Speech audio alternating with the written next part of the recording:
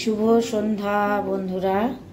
আমি এখন একটু বাটার চিকেন বানাবো, তাই জন্যে আমি কড়াই একটু বাটার ও সাদা তেল দিয়ে দিলাম। বাটারটা যাতে একদম পুড়ে না যায়, তো সাদা তেল দিয়ে দিলাম।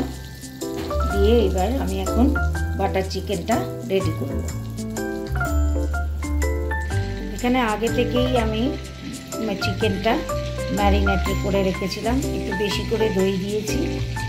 আর যা যা দেয়, পেঁয়াজ, আদা, রসুন, জিরের গুঁড়ো, ধনের গুঁড়ো, কাশ্মীরি লঙ্কার গুঁড়ো দিয়ে সব দিয়ে আমি এখানে 1 ঘন্টা আগে ম্যারিনেট করে রেখেছিলাম।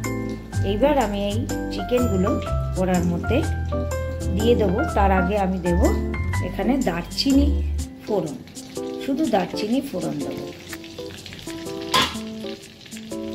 দারচিনি দিয়ে দিলাম। এইবার আমি চিকেনগুলো এর মধ্যে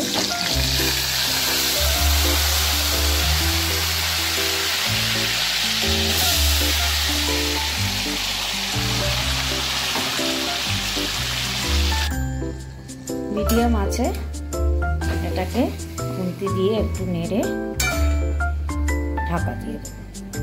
এখনো নুন দিইনি, নুনটা আমি যখন হাফ সেদ্ধ হয়ে আসবে চিকেনটা, এর মধ্যে গোলমরিচটা আমি একটু আগেই একটু বেশি করে দিয়েছি। দিয়ে এবার ঢাকা দিয়ে দেবো। মানে লঙ্কা বাটা দিইনি, আমি লঙ্কা বাটার বদলে গোলমরিচ বাটা দিয়েছি। এবার ঢাকা দিয়ে দিলাম। এটা এবার মিডিয়াম আঁচে হতে থাক, তারপর আবার হাফ সেদ্ধ হয়ে গেলে এটাকে খুলব। এবার একবার ঢাকু খুলে একবার নেড়ে দেবো, পাল্টে দেবো, নেড়ে ছেড়ে উল্টো করে দিলাম। দিয়ে এখানে একটা কথা বলার আছে যে এখানে কিন্তু আমি কোনো কাঁচা লঙ্কা মানে লঙ্কার গুঁড়ো ইউজ করি না, কাশ্মীরি লঙ্কার গুঁড়ো নিয়েছি, কোনো ঝাল লঙ্কা না, কোনো কাঁচা লঙ্কা বাটাও না, শুধু গোলমরিচ। ঝালটা যা হবে গোলমরিচের গুঁড়ো হবে, গুঁড়োর যে ঝাল সেটা দিয়ে এটার ঝাল হবে। আবার ঢাকা দিয়ে দিলাম।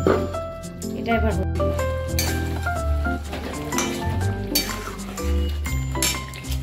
দেখুন বন্ধুরা, প্রায় এটা সেদ্ধ হয়ে এসছে, তেল ছাড়তে আরম্ভ করেছে। কিন্তু আরেকটু আমি জল দিয়ে এটা ঢাকা দিয়ে দেবো, যেহেতু লেগের পিসগুলো এখনো মনে হচ্ছে সেদ্ধ হয়নি পুরোপুরি।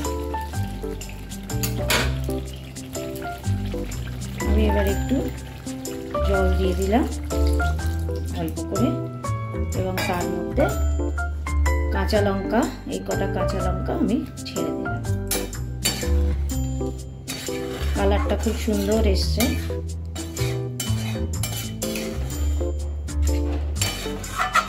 আরো প্রসেসিং বাকি আছে, এটা সেদ্ধ হয়ে যাক, তারপর আমি দেখাচ্ছি।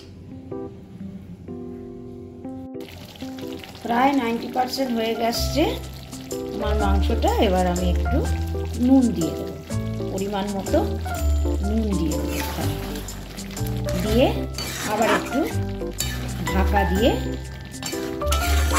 দিয়ে দেবো, যাতে নুনটা সমসত্বভাবে সবার মধ্যে, সব মাংসের টুকরোগুলোর মধ্যে ঢুকে যায়। আবার একটু 2-1 মিনিটের জন্য চাপা দিয়ে দিলাম।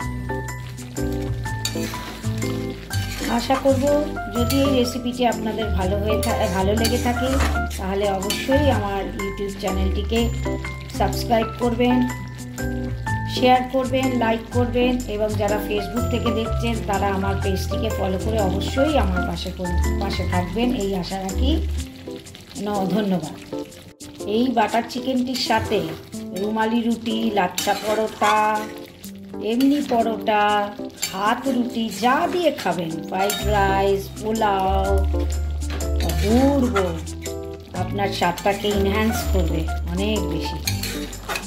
একবার বাড়িতে করে খেয়ে দেখবেন এই রেসিপিটা। এখানে একটা বিশেষ আমি কথা বলবো, এখানে কিন্তু আমি কোনো লঙ্কার গুঁড়ো ইউজ করিনি। যেটুকু ঝাল হয়েছে তা হচ্ছে আপনার গোলমরিচের গুঁড়ো, এটা মাথায় রাখতে হবে। বন্ধুরা, গ্যাসটা অফ করার পর আমি এর মধ্যে একটু ফ্রেশ ক্রিম দিয়ে দেব। এই রেডি আমার বাটার চিকেন।